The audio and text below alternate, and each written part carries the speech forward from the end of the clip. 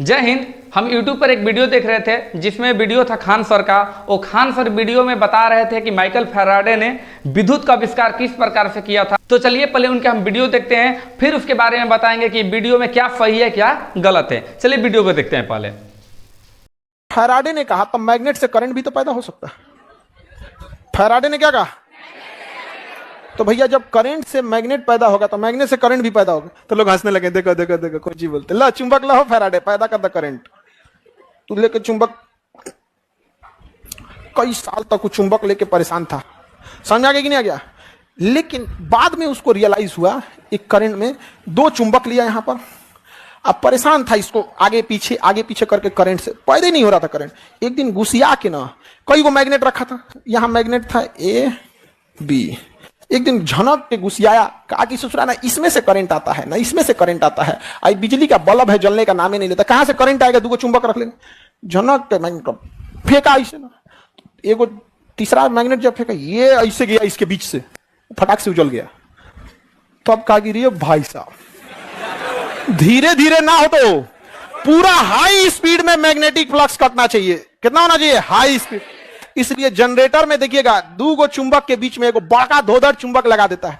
अब धीरे धीरे जनरेटर को आप कितना ना चाहिए करंट पैदा होने वाला नहीं है, अब पूरा हाई स्पीड से नचा के वापस खींच दीजिएगा, यहाँ पर तुरंत करंट क्या हो जाएगा? स्टार्ट हो जाएगा। तो वीडियो तो आप लोगों ने देख लिया। अब चलिए इसके पीछे के समझते हैं कि क्या खान सर जो है वो सही बता रहे हैं या गलत बता रहे हैं। देखिए पूरी दुनिया जानती है कि एसी करंट का आविष्कार माइकल फैराडे के द्वारा 1831 ईस्वी में किया गया था। उनके आविष्कार करने का प्रोसेस क्या था, वो किस प्रकार से कौन कौन से मतलब चुंबक लगाकर, कैसे कुंडली लगाकर उस विद्युत का कैसे आविष्कार किया था, उसके बारे में पहले यहाँ पर समझते हैं। देखिए यहाँ पर इस कहानी की शुरुआत होती है ओरस्टेड से। ओरस्टेड के जो एक्सपेरिमेंट था 1820 में हुआ था। 1820 में ओरस्टेड एक वैज्ञानिक थे और उन्होंने ये बताया था कि जब किसी चालक तार में करंट जाता है तो उस चालक तार के चारों तरफ एक मैग्नेटिक फील्ड उत्पन्न होता है। ठीक इसी प्रकार से यहाँ पर देख सकते हैं कि यहाँ पर एक चालक तार है, ये वाला कोई चालक तार है, और इस चालक तार से जैसे ही करंट जा रहा है, यहां पर देख सकते हैं जो करंट जा रहा है इसके चारों तरफ चुंबकीय क्षेत्र की उत्पत्ति होती है। इसके चारों तरफ चुंबकीय क्षेत्र की उत्पत्ति होती है। और यहां पर भी देख सकते हैं कि ये पूरे एक्सपेरिमेंट को दिखाया गया है यहां पर कि इस चालक तार में करंट बह रहा है, इस डायरेक्शन को देखिए, करंट इस चालक तार में बह रहा है और ठीक उसके नीचे रखा गया है चुंबकीय सुई, मतलब कंपास को रखा गया है। तो जैसे ही चालक तार में करंट पास होता है तो उसके चारों तरफ बनता है चुंबकीय क्षेत्र, और वही चुंबकीय क्षेत्र इस कंपास की सुई को, चुंबकीय सुई को विक्षेपित करती है, जिसे पता क्या चल रहा है कि जैसे ही चालक तार में करंट पास होता है तो उसके कारण बनता है चुंबकीय क्षेत्र। अब माइकल फैराडे के दिमाग में एक बात खटक गया, एक बात काफी कांटे की तरह चुभ गया कि यदि विद्युत धारा से चुंबकीय क्षेत्र बन सकता है तो क्या चुंबकीय क्षेत्र से विद्युत धारा बन सकता है कि नहीं बन सकता है? बात बस यही था। तब उसके बाद माइकल फैराडे ने 1820 से लेकर 1831 ईस्वी तक 11 दिन नहीं, 11 सप्ताह नहीं, 11 वर्षों तक, लगातार 11 वर्षों तक एक्सपेरिमेंट करते रहे।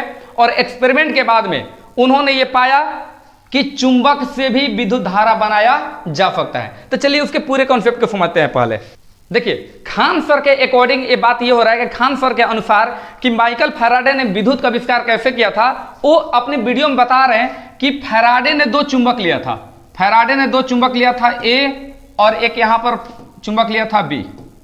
ठीक, ए और बी दो चुंबक लिया था, और फैराडे ने बहुत कोशिश किया इससे तार जोड़कर, पता नहीं किस तरीके से खान सर चुंबक से तार को जोड़ रहे हैं।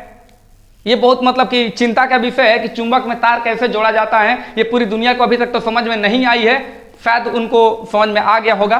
फिर भी देखते हैं, वो बता रहे हैं कि खान सर बता रहे हैं कि यहाँ पर एक चुंबक ए लिया गया है, दूसरा चुंबक यहाँ पर बी लिया गया है, दोनों से तार जोड़कर एक बल्ब को जोड़ा गया है, और ये बल्ब जो है ये जल नहीं रहा है। लेकिन फैराडे के पास, खान सर के अनुसार, वहां पर बहुत सारे चुंबक था, और उन्होंने तीसरी चुंबक तीसरी चुंबक को काफी तेजी से इसके अंदर से पास कराया, काफी तेजी से फेंक दिया, काफी तेजी से उसके अंदर से पास कराया, यहां से काफी तेजी से पास कराया, जिसकी वजह से इसके अंदर चुंबकीय फ्लक्स में परिवर्तन हुआ, चुंबकीय फ्लक्स में परिवर्तन हुआ।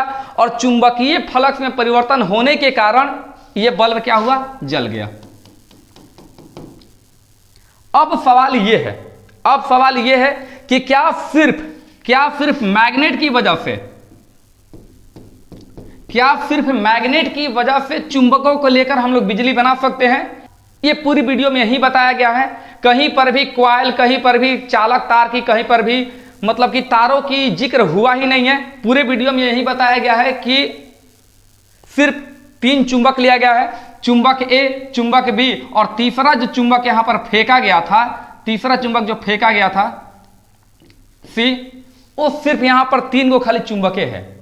तो क्या 3 चुंबकों को लेकर हम लोग बिजली बना सकते हैं? लेकिन फैराडे के पूरे एक्सपेरिमेंट में ऐसा कुछ भी नहीं था। भले ही खान सर जो भी बता रहे हैं उनको थोड़ा सा और स्टडी की जरूरत है इस टॉपिक के ऊपर। उस टाइम पर एक्सपेरिमेंट यह था कि फैराडे ने क्या किया था,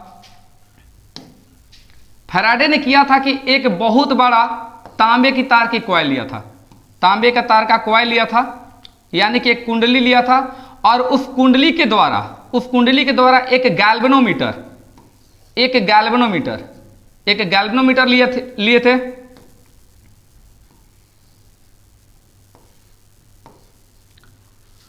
एक कुंडली और एक उन्होंने लिया था गैल्वेनोमीटर। गैल्वेनोमीटर का काम क्या है कि कुंडली से या किसी भी परिपथ से अति अति अति अल्प, यानी कि बहुत बहुत कम भी यदि धारा उससे यदि पास करेगी तो उस धारा की उपस्थिति की वो माप सकता है। तो उन्होंने ऐसा एक कुंडली लिया था तांबे की तार का, और यहां पर उससे जोड़ा गया था का गैल्वेनोमीटर, और उसके बाद में यहां पर एक चुंबक लिया था, चुंबक नॉर्थ और साउथ। तो ये चुंबक और कुंडली के बीच में इस तरीके से खेल रहे थे, और बहुत दिनों तक ये एक्सपेरिमेंट चलता रहा। लेकिन फैराडे को करंट की उपस्थिति इस गैल्वेनोमीटर में कहीं दिखाई नहीं दिया। बहुत प्रयास करने के बाद में फैराडे बहुत गुस्सा हो गए, और गुस्सा होने के बाद में चुंबक को ही काफी तेजी से फेंक दिया। और कहां पर फेंके थे? इस कुंडली के अंदर से होकर गया, इस कुंडली के अंदर से होकर गया। जैसे ही कुंडली के अंदर से चुंबकीय क्षेत्र रेखाएं काफी तेजी से गुजरी या चुंबक गुजरा, तो जिसकी वजह से हुआ क्या कि इस कुंडली के सापेक्ष जो चुंबकीय फ्लक्स होता है, आप लोग 12th क्लास में पढ़े होंगे कि जो चुंबकीय फ्लक्स होता है वो किसी कुंडली के सापेक्ष काफी तेजी से परिवर्तन होता है चुंबकीय फ्लक्स में, तो कुंडली में विद्युत धारा की उत्पत्ति हो जाती है। मतलब कि विद्युत धारा की उत्पत्ति करने के लिए आपके पास चाहिए एक कुंडली चाहिए, एक तांबे की तार की कुंडली चाहिए या किसी भी चालक तार का हो सकता है, और दूसरा चाहिए आपका चुंबक। मतलब कि विद्युत धारा की उत्पत्ति करने के लिए फैराडे के नियम के अनुसार आपके पास कुंडली होना चाहिए तांबे की तार का, या आपके पास और चाहिए क्या, चुंबक चाहिए।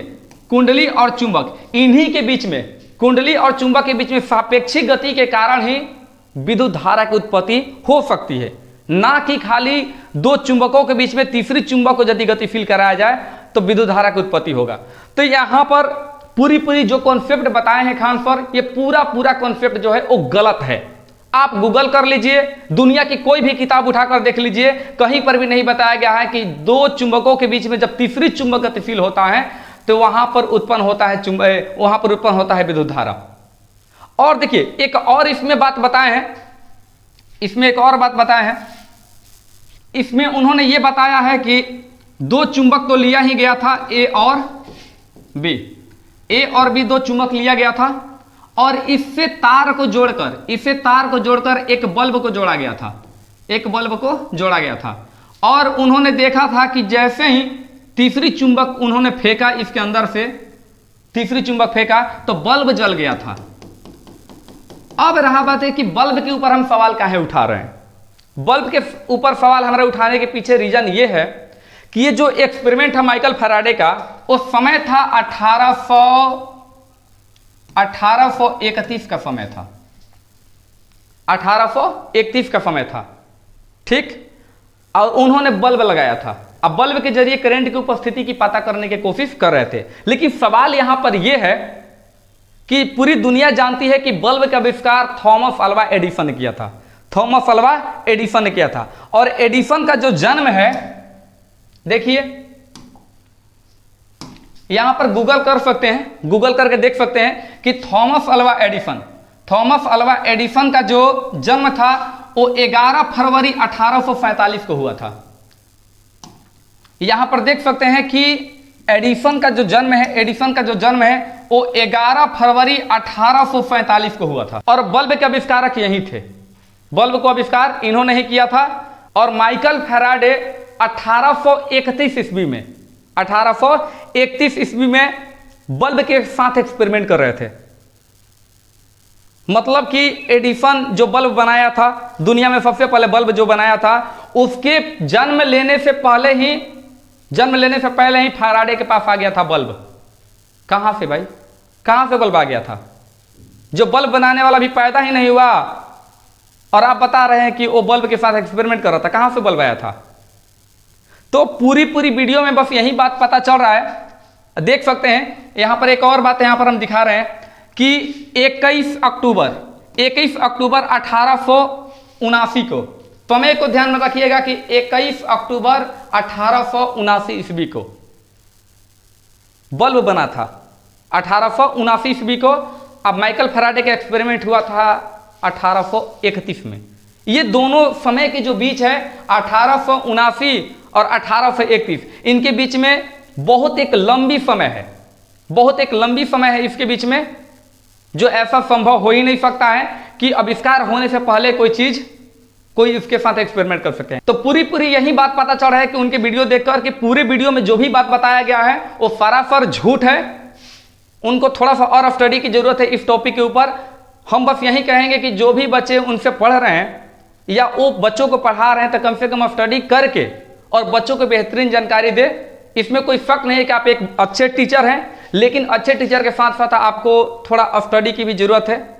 और बच्चों को जैसे तैसे कुछ भी मत बता दीजिए, ताकि आपसे कोई भी बच्चा कुछ सीखेगा तो वो जाकर दुनिया में फैलाएगा और कहेगा कि खान सर ऐसे ही बताए हैं। लेकिन ऐसा नहीं होना चाहिए था। देखिए अब हम लोग समझते हैं कि वास्तव में बिजली का आविष्कार कैसे होता है, उसको थोड़ा समझते हैं। देखिए इलेक्ट्रोमैग्नेटिक इंडक्शन, इसी का खोज किए थे माइकल फैराडे ने 1831 में इलेक्ट्रोमैग्नेटिक इंडक्शन का खोज किए थे। यानी कि हिंदी में बोले थे विद्युत चुंबकीय प्रेरण जो घटना है इसकी खोज किया था। और इस घटना के अनुसार होता क्या है कि जब किसी कुंडली और चुंबक के बीच सापेक्षिक गति कराया जाता है, रिलेटिव मोशन, सापेक्षिक गति कराया जाता है, तो कुंडली में एक प्रेरित विद्युत वाहक बल की उत्पत्ति होती है और वहीं से धारा की भी उत्पत्ति होती है। अब यहां पर देखिए एक्सपेरिमेंट में कि यहां पर तांबे की तार का एक कॉइल को बनाया गया है। यहां पर देख सकते हैं कि बहुत सारे तारों के यहां पर फेरे हैं और इस फेरे के बीच में एक एम्पियर मीटर या इसमें एक गैल्वेनोमीटर का प्रयोग किया गया है। अब जैसे ही चुंबक को इसके पास लाते हैं तो पास लाने के क्रम में चुंबकीय फ्लक्स का मान बढ़ता है।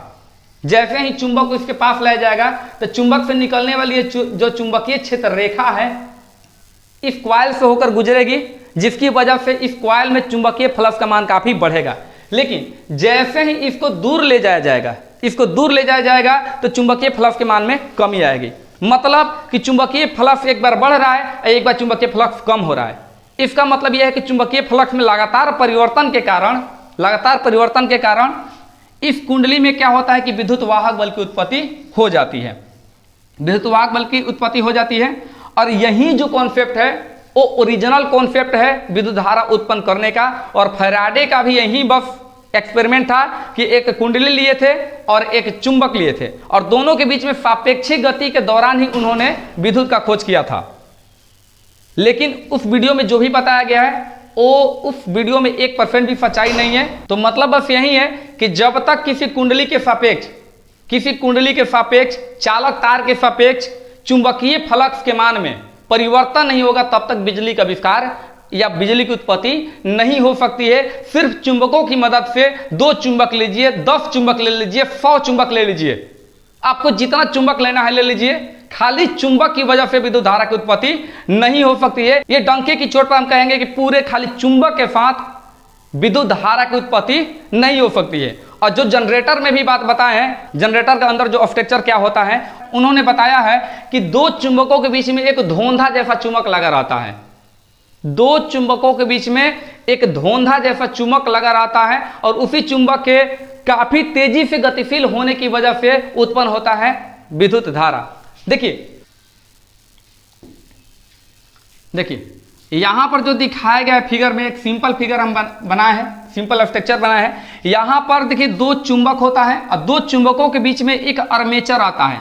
एक आर्मेचर आता है जिसको तांबे की तार को काफी टर्न लपेटकर, काफी फेरों की संख्या को लपेटकर एक कुंडली बनाया जाता है और दो चुंबकों के बीच में यहां पर रखा जाता है। तो यहां पर जैसे ही ये कुंडली घूमती है, या किसी तरीके से इसको घुमाइए, इसको अपने अक्ष पर किसी तरीके से घुमाइए और घुमाने के बाद में जैसे ये यांत्रिक कार्य करता है, तो ये चुंबकीय जो क्षेत्र यहां से गुजर रही है,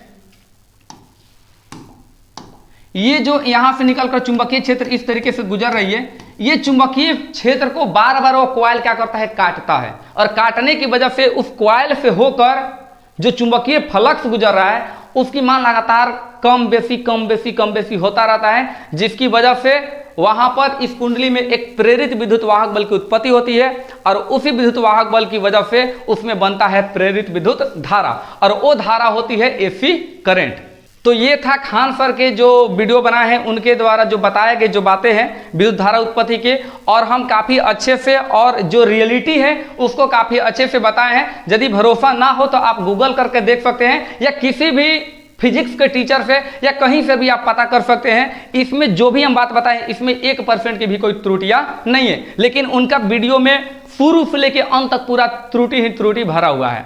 तो यदि वीडियो अच्छा लगा हो तो चैनल को भी सब्सक्राइब कर दीजिएगा और अधिक से अधिक मात्रा में इसको शेयर करें ताकि हर बच्चे को ऐसी जानकारी मिले, ताकि वो बच्चा कभी भी किसी के तरफ बताए हुए गलत शिक्षा को वो आगे की तरफ ना बढ़ाए। फिर मिलते हैं हम अगली वीडियो में, तब तक के लिए जय हिंद।